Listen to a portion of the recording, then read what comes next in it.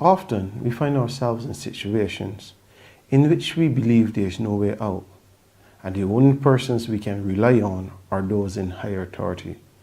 But over and over again, we are disappointed, if not upset, when this expected help is not forthcoming. At this point, we often question ourselves, wondering why. Did I not do everything I was asked to do? Where did I go wrong? These questions are answered in today's first reading of Jeremiah, as it speaks about relying more on God, as well as in a very inspiring video about a former beauty queen, Vanessa Goosen, which speaks about this relying on God even more. Miss Goosen was imprisoned for smuggling heroin out of Thailand as a result of accepting a friend's request to travel with a package from Thailand to South Africa. Unknown to her, her very trusted friend packages contained these drugs.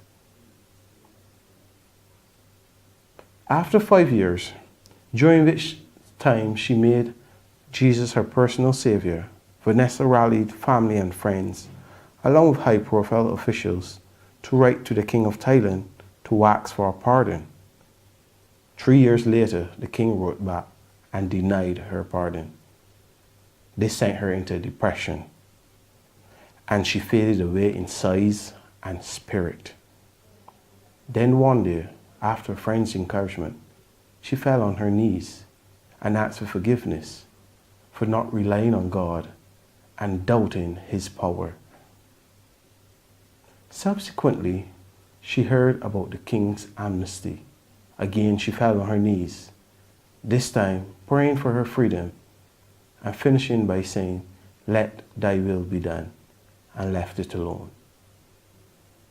8 years later, her prayers were answered, and she was freed from prison and returned home.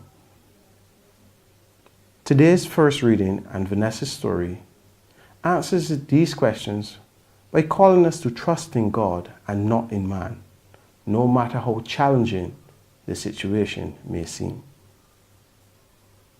Therefore, once we believe in what Jeremiah is saying, then all of our being should be filled with Jesus, to the point where we become the prophets to the nations, so as to carry out God's mission for us. Vanessa was eventually victorious in her story because she placed all her trust and life in God's hand and not in man's hand. We are called to do the same today, tomorrow, and forever. So do not rely on man and be disappointed, but rely on the Lord and let His will be done.